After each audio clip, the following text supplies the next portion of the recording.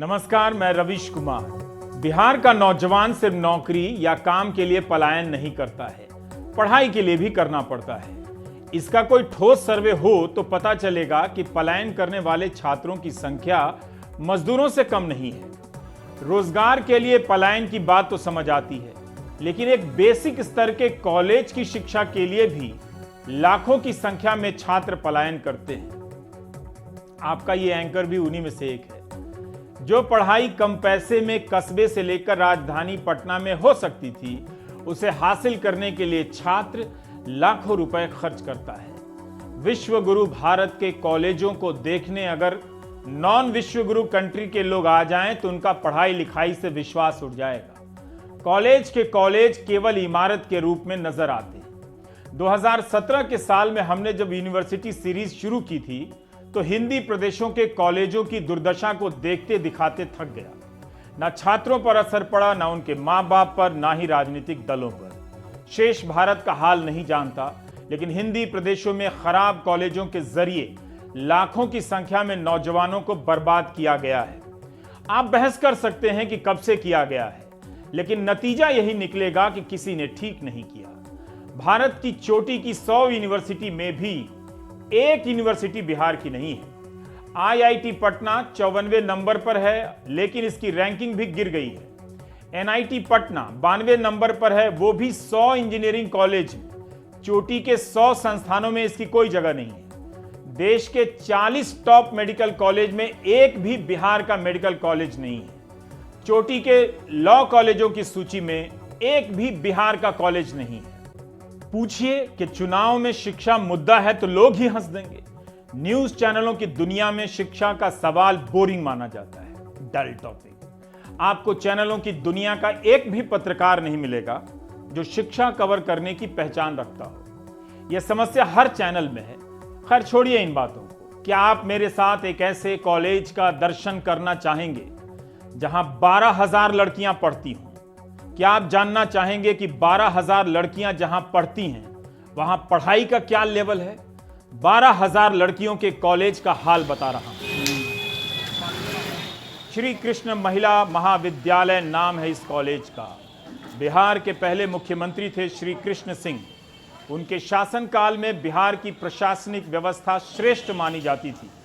शानदार नेता थे। 1958 में इस कॉलेज की स्थापना हुई। तब से इसी कैंपस में यह कॉलेज चल रहा है।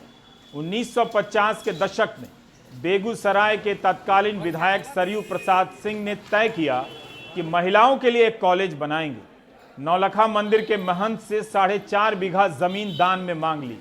कॉलेज बन गया और इसका उद्घाटन खुद श्री बाबू यानी श्री कृष्ण सिंह ने किया। यह कॉलेज ललित नारायण मिथिला विश्वविद्यालय का हिस्सा है। हमारे सहयोगी संतोष जी ने बताया कि 1958 में कॉलेज में शिक्षकों के मंजूर पदों की संख्या 23 थी, 23, और आज भी यही संख्या है, जबकि छात्राओं की संख्या 12,000 से अधिक हो गई है। यहाँ साइंस का एक भी टीचर नहीं है, जबकि केमिस्ट्री, फिजिक्स, बायोलॉजी, बॉटनी और जियोलॉजी और गणित की पढ़ाई होती है। विज्ञान के 6 विषयों में एक भी टीचर नहीं है। विश्व गुरु भारत के रेजिडेंट और नॉन रेजिडेंट इंडियन दोनों केयरफुली सुन लें मेरी बात। विज्ञान के 6 विषयों में एक भी टीचर नहीं है और यहाँ लड़कियां साइंस पढ़ती हैं। अब आप पता करें कि तब क्यों इस कॉलेज को नैक ने, NAAC ने मान्यता दी है। महाविद्यालय के विषय में जहाँ तक मुझे विदित है, लगभग 50 के दशक में उस समय के तत्कालीन बेगूसराय के विधायक श्री सरयू प्रसाद सिंह बहुत ही पठनशील व्यक्ति थे। वो खुद ही खूब पढ़ा करते थे। तो उनके मन में काफ़ी विचार आया कि लड़कियों की पढ़ाई के लिए कोई भी उच्च शिक्षा के लिए जो कोई संस्थान बेगूसराय में नहीं था। वो अपने समाज के कई लोगों के साथ मिल करके इस बात पर प्रयास करना शुरू किए। तो चित्रौर के विश्वेश्वर बाबू थे, उनको उन्होंने साथ लिया। पोखरिया के राम खिलावन सिंह थे, उनको साथ लिया, और तीनों आदमी मिल करके चंदा करते हुए नौलखा महंत से उन्होंने लगभग 4.5 एकड़ ज़मीन दान में ली और वहाँ पर श्री कृष्ण महिला महाविद्यालय का नींव रखा। आगे चल कर के समाज से चंदा करते हुए और अपने रसूख का प्रयोग करते हुए आहिस्ता आहिस्ता वह महाविद्यालय आकार ग्रहण किया 1958 में। सरयू प्रसाद सिंह, विशेश्वर बाबू और राम खिलावन सिंह जैसे क्या लोग होंगे जिन्होंने कॉलेज बनाने के लिए सब कुछ लगा दिया। आज उनका नाम लेकर कितने नेता बन गए, मगर उनके बनाए कॉलेज की हालत किसी को नजर नहीं आई। यह कॉलेज एक ऐसा सैंपल है जो पूरे बिहार की उच्च शिक्षा से पर्दा हटा देता है। बिहार के विद्यार्थी आज भी 8 से 10 घंटे एक सांस में बैठकर पढ़ाई कर सकते हैं। उनमें जज्बा है, लेकिन उन्हें इस तरह से बर्बाद किया गया कि वे पढ़ने के लायक ना रहें। सिर्फ व्हाट्सएप यूनिवर्सिटी की मीम को इतिहास समझ लें और नेहरू को मुसलमान और विज्ञान को खाक।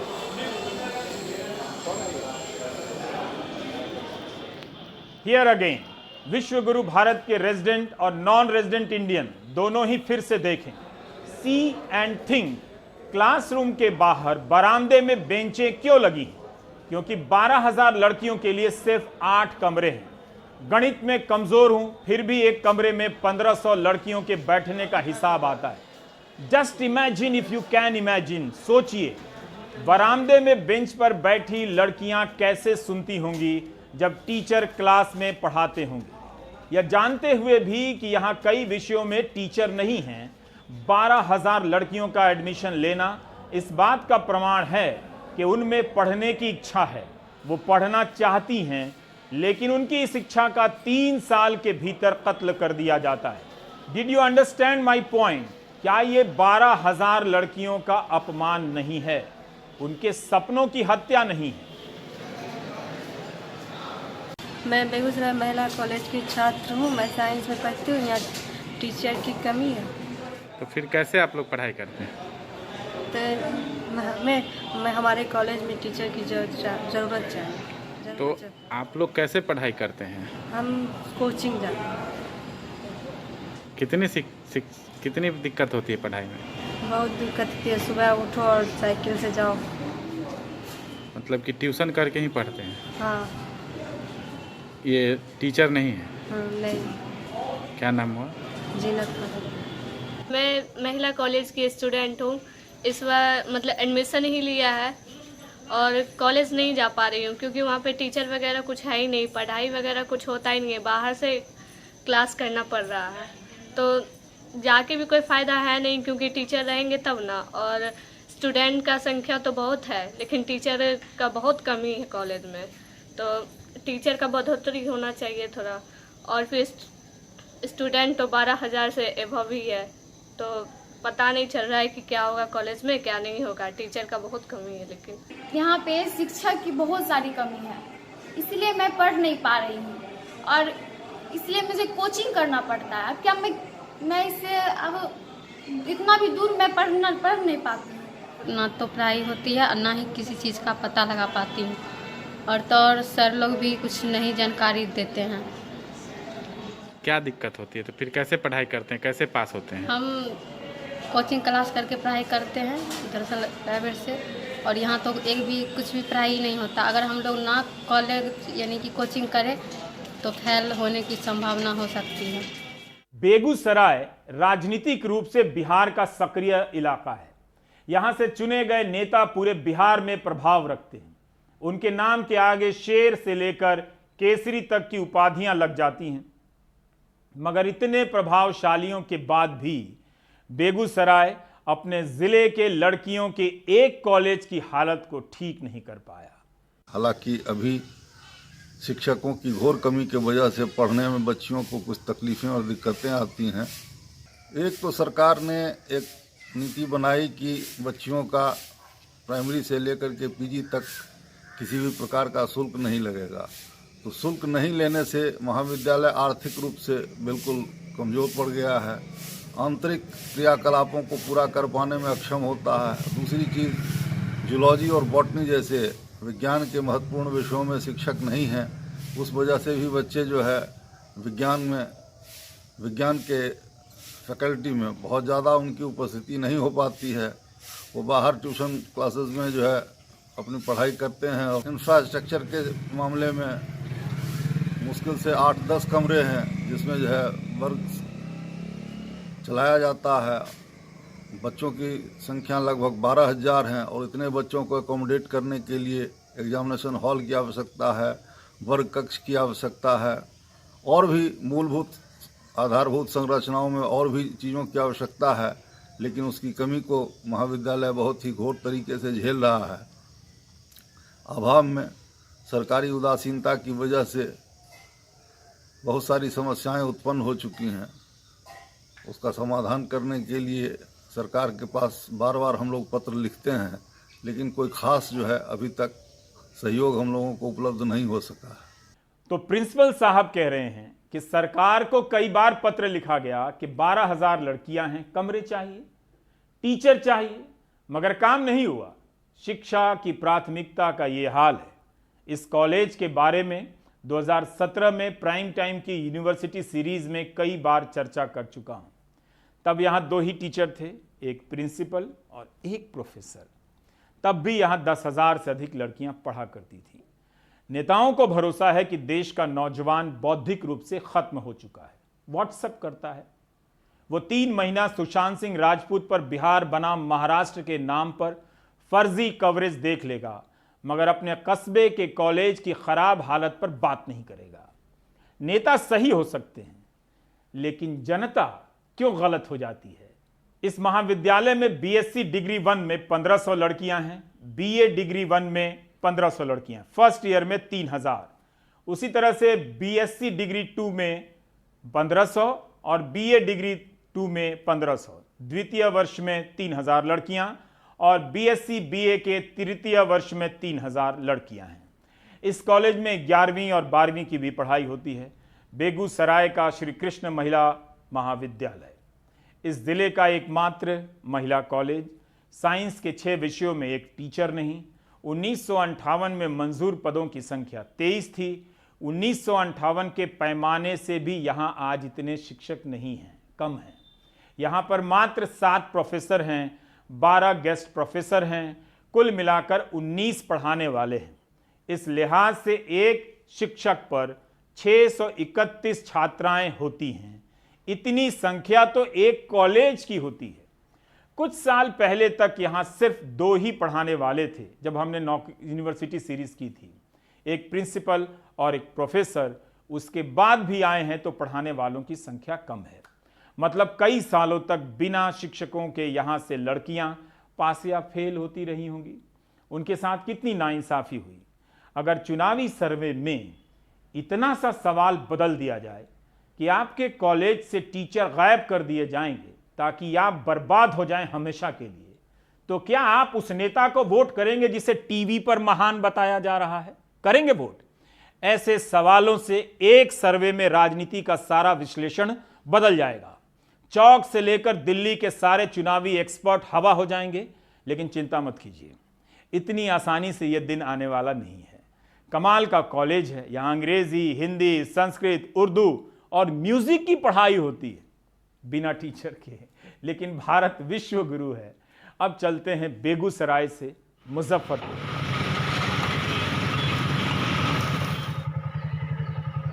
यह खूबसूरत इमारत ऑक्सफोर्ड यूनिवर्सिटी के बलियोल कॉलेज की इमारत की तर्ज पर बनी है। इंडो सार्सेनिक वास्तु शैली में बनी है। यूजीसी ने इसकी इमारत को धरोहर की श्रेणी में रखा है। इस कॉलेज का नाम लंगट सिंह कॉलेज है।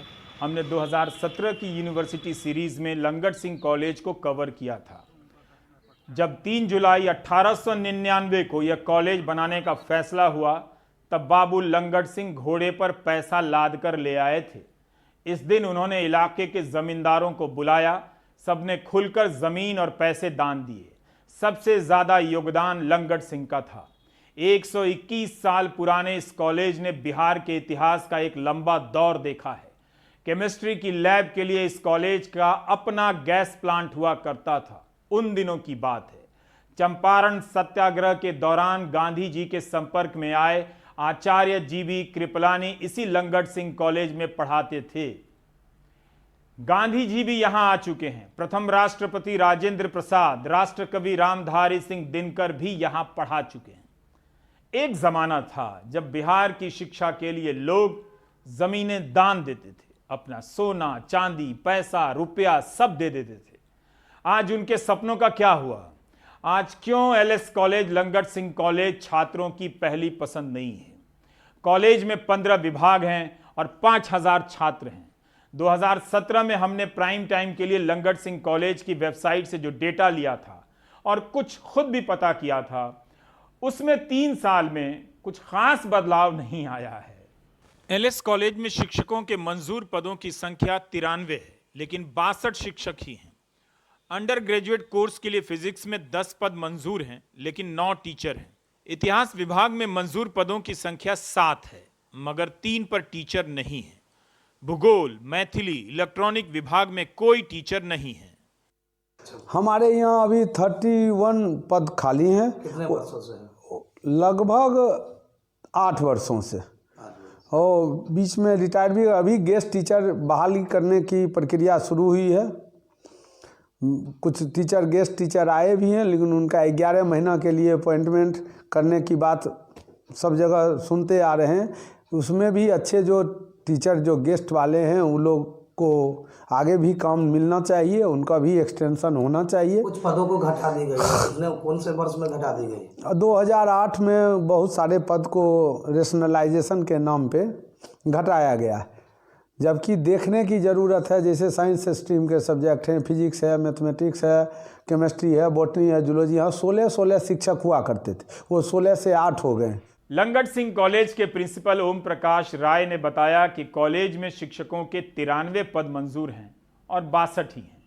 पदों को बढ़ाने के बजाय घटाया जा रहा है। अगर आपको चीन से, अमेरिका से, फ्रांस से, जापान से आगे बढ़ना है तो आपको नए नए टेक्नोलॉजी का उपयोग करके आपको रिसर्च के क्षेत्र में आगे आना होगा, तभी आप नया भारत, विकसित भारत बना सकते हैं। डिग्री में काफ़ी समय लग रही है, क्या कारण है?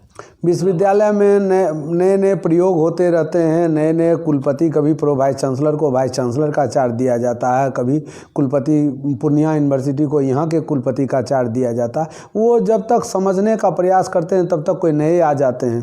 परमानेंट कुलपति अभी आए हैं, हनुमान पांडे जी माननीय कुलपति से आशा करते हैं। वो फैजाबाद विश्वविद्यालय यूपी से आए हैं, भगवान राम की धरती से आए हैं। आशा करते हैं राम वाला चरित्र दिखाते हुए अच्छा बच्चा तैयार करेंगे। यहाँ हो सकता है कुलपति को देखते ही किसी को ईश्वर का रूप नजर आ सकता है, राम नजर आ सकते हैं, वरना कुलपतियों की क्या हालत है ईश्वर ही जानते हैं। लेवल की बात नहीं कर रहा हूं, वो तो ईश्वर भी नहीं जानते हैं। उच्च शिक्षा वाकई राम भरोसे है। इतने दिनों से शिक्षक नहीं है, उसका असर छात्रों के जीवन पर कितना महंगा पड़ा होगा। बीए बीएससी की पढ़ाई के लिए लाखों खर्च करने पड़े होंगे। प्रिंसिपल ही कह रहे हैं कि 3 साल में बीए की डिग्री नहीं मिल पाती है, लेट हो जाता है। क्या आपको पता है कितना लेट होता है? 1.5 साल सेशन लेट है। 3 साल का बीए 4.5 साल से 5 साल में होता है। क्लास में गुरु नहीं, इंडिया बन गया विश्व गुरु। स्लोगन जो देना है दे दीजिए, चल जाता है। सबने एक फॉर्मूला निकाल लिया है, बिहार के नौजवानों को बर्बाद कर दो। बिहार ही नहीं, हिंदी प्रदेशों के नौजवानों को पढ़ने लायक मत छोड़ो।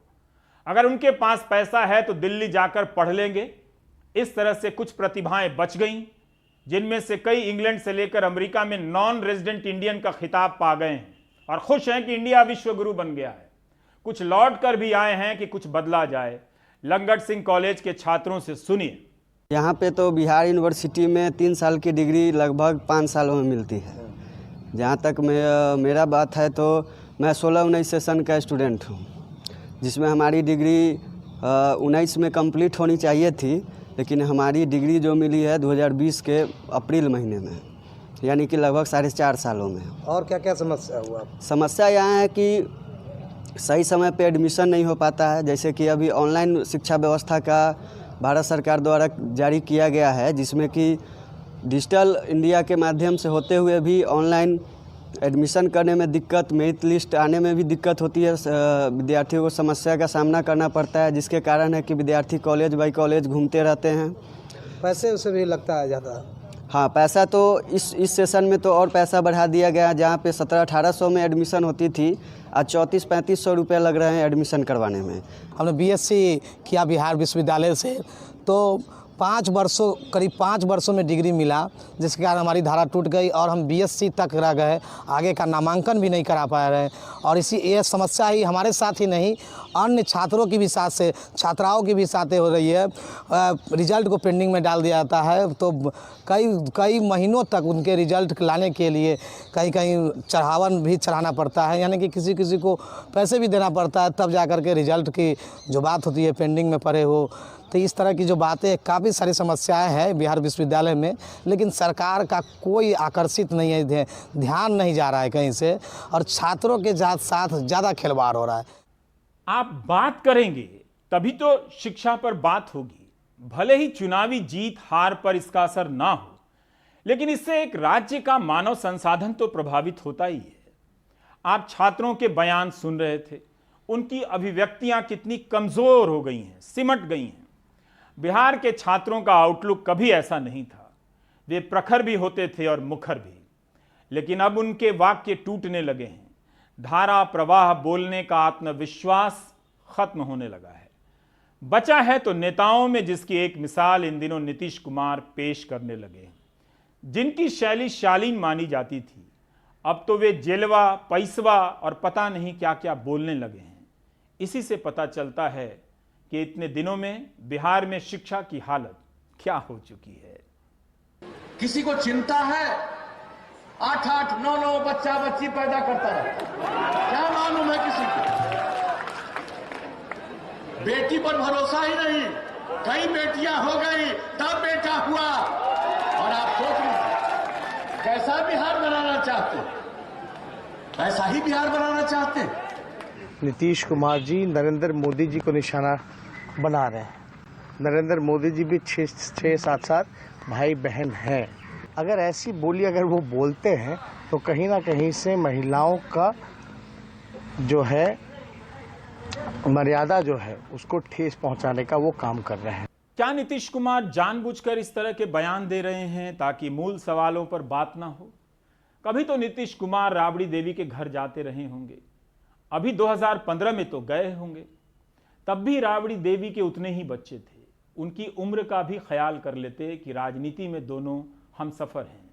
जब 2015 का महागठबंधन तोड़ा तो जनता को बताना चाहिए था कि क्यों राजद को अलग कर बीजेपी में गए। अब बीजेपी के गठबंधन का एक साथी उन्हें भ्रष्ट और अहंकारी बता रहा है, तब भी कुछ नहीं बोल रहे हैं। ठीक है कि बाद में सब एक हो जाएंगे, लेकिन उसके पहले क्या कर रहे हैं देखते चलिए, उन्हें भी देखना चाहिए। अपने विषय पर लौटता हूं। लंगट सिंह कोई साधारण व्यक्ति नहीं थे, श्री बाबू कोई साधारण व्यक्ति नहीं थे। उनके बनाए कॉलेजों की हालत ऐसी क्यों है, इस पर गिरिराज सिंह भी एक्सक्लूसिव इंटरव्यू दे सकते हैं, मगर कोई देगा नहीं, इस पर कोई जवाब नहीं देगा। मानव संसाधन मंत्रालय एक सर्वे कराता है, इसे all India survey on higher education कहते हैं। तो 2018-19 के सर्वे के अनुसार बिहार में कुल 840 कॉलेज हैं, जबकि भारत में 39,931 कॉलेज हैं। भारत में 1 लाख की आबादी पर औसतन 28 कॉलेज हैं। बिहार में 1 लाख की आबादी पर औसतन 7 कॉलेज हैं, 7। कर्नाटक में 1 लाख की आबादी पर औसतन 53 कॉलेज हैं और तेलंगाना में 50 कॉलेज हैं। बिहार के कॉलेजों में छात्रों की भीड़ का औसत देखिए, संख्या भारत भर का औसत एक कॉलेज में 703 छात्रों का है, तो बिहार में एक कॉलेज में 1616 छात्र पढ़ते हैं।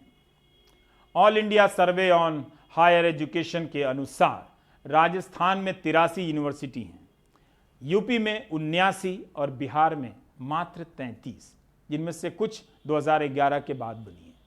इनमें से एक भी भारत की चोटी की 100 या 200 यूनिवर्सिटी में नहीं है। नाम की यूनिवर्सिटियां हैं।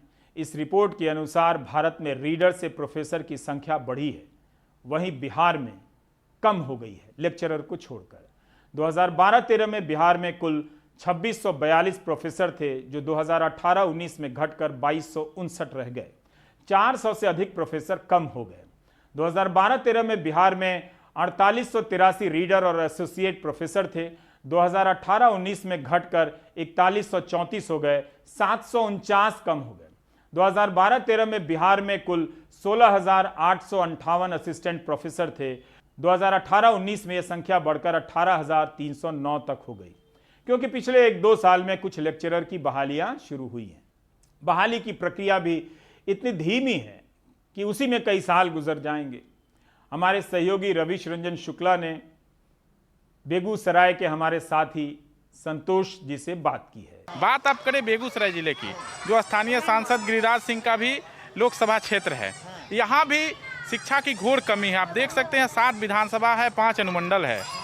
5 अनुमंडल में से 3 अनुमंडल में आज तक डिग्री कॉलेज आज़ादी के बाद तक नहीं खुली। अच्छा, आप ये बात कर सकते हैं, यहाँ से 40 किलोमीटर की दूरी पर साहेबपुर कमाल है, वहाँ से बच्चों और बच्चियों को पढ़ने के लिए बेगूसराय आना पड़ता है, वहाँ डिग्री कॉलेज नहीं है।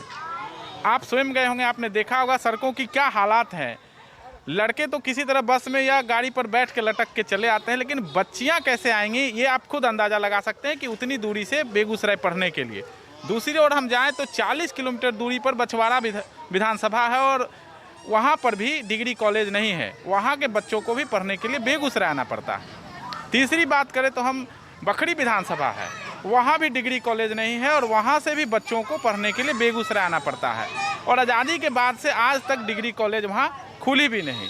शहरों में भी जो बेगूसराय विधानसभा में देखें तो 3 डिग्री कॉलेज है, लेकिन स्टूडेंटों की संख्या बहुत ज़्यादा है। बिहार की शिक्षा पर बात होनी चाहिए, बिहार ही नहीं समस्त हिंदी प्रदेशों की शिक्षा पर। पिछले 20 साल में जो बर्बादी आई है उसी का नतीजा है कि झूठ की राजनीति इतनी आसानी से चल जा रही है, वरना जनता के बीच नेताओं को झूठ बोलने में पसीने छूटते थे। अब तो आईटी सेल बनाकर राजनीतिक दल सालों भर झूठ फैलाने में लगे हुए हैं। आईटी सेल में पैसा लग रहा है, सोचिए इसका इस्तेमाल शिक्षा जैसे मुद्दों पर होता तो कितना भला हो जाता। बेगूसराय से कोई मिले तो पूछिएगा कि श्री कृष्ण महिला महाविद्यालय की इतनी खराब हालत क्यों है, कहिएगा कि प्राइम टाइम में देखा था। बाकी ब्रेक के बाद। अगर बाएं दाएं जाने का होता है तो भाई जाओ, बाएं दाएं जाओ, और जितना जाना अंत में कहीं राजगीर में रह पाओगे, अंत में तो लौट के वहीं जाना है जहां पैदा हुआ। परीक्षा केंद्र में जाओगे तो भाड़ा लगता। अब तो नीतीश जी के राज में जूता खिया गया। कितना बार हमारे लड़कुआं सब फॉर्म भरा, कहीं हो ही नहीं रहा बहाली, ना सिपाही में, ना डॉक्टर में, ना इंजीनियर में, ना क्लर्क में, ना चपरासी में, कुछ और डिग्री लेकर के घूम रहा। निरंतर मुझे यही तो कहा जा रहा है कि मैं प्रधानमंत्री जी के इशारों पे काम कर रहा हूँ, मैं भाजपा के इशारों पे काम कर रहा हूँ। तो किसका अपमान कर रहे हैं आप भैया? मुझे जमूरा बोल के किसको आप मदारी कहने की बात कर रहे हैं? और आज मुझे हंसी आती है, आजकल चुनाव में लोग चल पड़े हैं, बदला बदला बदला बदला। अपने तो बदले नहीं तो तुम पर सरकार कैसे बदले? सवाल तानाशाही शासन पर है, इसीलिए आज वक्त है अंधेरे से उजाले की ओर, झूठ से सच की ओर, वर्तमान से भविष्य की ओर बढ़ने का।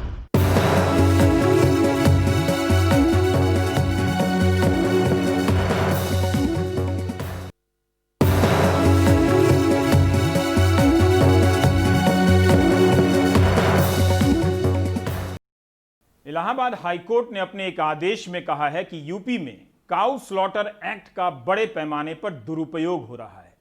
जहां भी गोश्त बरामद होता है उसे बिना जांच कराए गाय का गोश्त बता दिया जाता है। सोचिए समाज में हिंदू मुस्लिम फैलाने के लिए क्या हो रहा है। ज्यादातर मामलों में बरामद गोश्त की जांच ही नहीं कराई जाती है और आरोपी उस अपराध के लिए जेल में सड़ता रहता है जो उसने किया ही नहीं है। अदालत ने यह सब शामली के एक शख्स रहमू को जमानत देते हुए अपने आदेश में लिखा है। रहमू गौ हत्या के आरोप में बंद था। कमाल खान की ये रिपोर्ट देखिए। पश्चिमी यूपी में शामली के इस्लामपुर गांव के रहमू कहते हैं कि वो जमात में बाहर गए हुए थे। उन्हें उनके गांव वालों ने फोन पे बताया तो उनका नाम अखबार में गौकशी के मामले में छपा है। भाग के आए तो जेल भेज दिए गए। जी घटना का तो हमें तीसरे दिन लगा पता जब अखबार में हमारा नाम आया, क्या तेरा नाम अखबार में गाय कसी में तेरा नाम आ रहा। हमें जब पता लगा, फिर जब नाम आ गया, फिर पुलिस के सामने हमारी जाने की हिम्मत कहाँ है कि हम तो फिर भाग गए गाँव में से भी। फिर पेश होना पड़ा।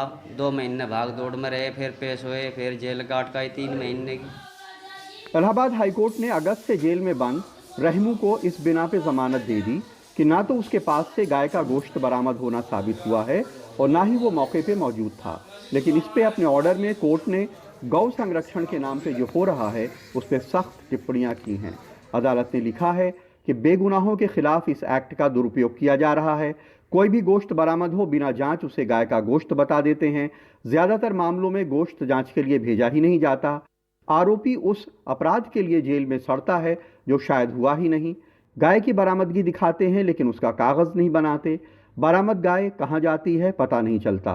गाय दुधारू ना हो तो गौशाला उन्हें लेती नहीं। ऐसी गायें सड़क पे छुट्टा घूमती हैं। गाय मालिक दूध बंद होने पे उन्हें सड़कों पे छोड़ देते हैं। ये गायें नाली और सीवर का पानी पीती हैं, पॉलीथीन और कूड़ा खाती हैं। गाय और छुट्टा जानवर सड़क पर ट्रैफिक के लिए मुसीबत हैं। बड़ी तादाद में उनकी वजह से एक्सीडेंट में मौतें होती हैं। गांव में भी गाय मालिक खर्चे की तंगी से मवेशी हाँक देते हैं। पुलिस और स्थानीय लोगों के डर से उन्हें दूसरे राज्य नहीं ले जा पाते हैं। अब चारागाह बचे नहीं हैं। किसान तो उनसे फसल भी बचाना चाहता है। खेत और सड़क दोनों जगह गाय मुसीबत का सबब बनती हैं। अगर यूपी के काउ स्लॉटर एक्ट को सच में लागू करना है तो इन गायों को गौशाला में या मालिक के यहाँ पनाह देनी होगी। आरोपी के खिलाफ गौकशी के कोई सबूत न मिलने पर अदालत ने उसे जमानत दे दी। इन पर जो है काऊ मीट की बरामदगी का आरोप लगाया गया था, लेकिन इसमें इनके तरफ से ये डिफेंस लिया गया कि या ना तो ये मौके पर पकड़े गए और ना ही इनके पास से कोई काऊ मीट या बीफ रिकवर हुआ है, बल्कि जो भी मीट की रिकवरी बताई जा रही है वो नीलगाय की है और उसकी ना तो कोई फॉरेंसिक जांच कराई गई है, ना कोई लेबोरेटरी जांच हुई है। अब रहमू बहुत डरे हुए हैं। उन्हें लगता है कि अदालत के आदेश से नाराज पुलिस कहीं उनसे बदला ना ले। हम तो ये कहना चाहेंगे इसमें नाजायज भी कोई भी ना फंसाया जाए। इसमें जो क्राइम करे वही फंसे, बिना करने वाला फंसा नहीं। इसमें कोई भी हो, चाहे इसमें मैं हूँ या कोई और भी हो। गौ संरक्षण और गौकशी पे रोक सरकार के एजेंडे में है और इस पे किसी को एतराज़ भी नहीं है। लेकिन ऐसे आरोप आम हैं कि सरकार से वाहवाही लूटने के लिए गौ संरक्षण के आंकड़े बढ़ा चढ़ाकर पेश करने की होड़ में इस तरह के काम हो रहे हैं। शामली में पंकज, प्रयागराज में नितिन और लखनऊ में कैमरामैन विनीत कुमार वर्मा के साथ कमाल खान, NDTV इंडिया।